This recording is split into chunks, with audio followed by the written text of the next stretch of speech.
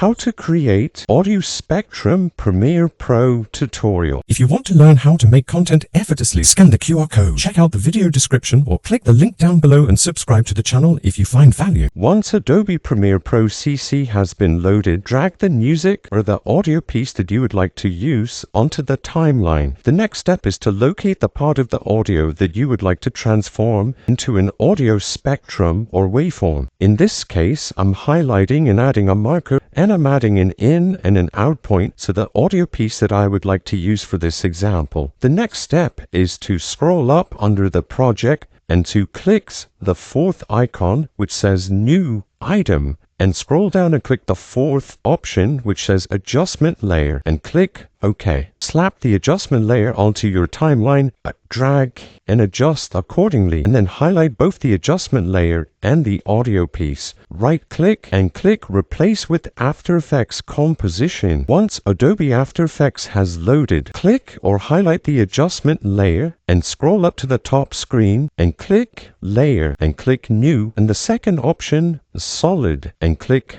OK. The next part is once your dark solid or your solid has been selected and highlighted, click the fifth option next to Layer, Effect, and scroll down until you see the option Generate, and click the third option which says Audio Spectrum. Now, once loaded under the effects controls, under audio layer, click the drop down arrow and click or select the music or audio piece that you would like to transform. Now, as you can see on our timeline, and if we go back to Adobe Premiere Pro, you now have an audio spectrum or in a waveform. Congratulations! You can export this in Adobe Premiere Pro, Ctrl+M, and as you can see, you can select your desired settings. Or if you want to export this directly in Adobe After Effects, go to File, scroll down until you see Export and choose one of these options and click Render.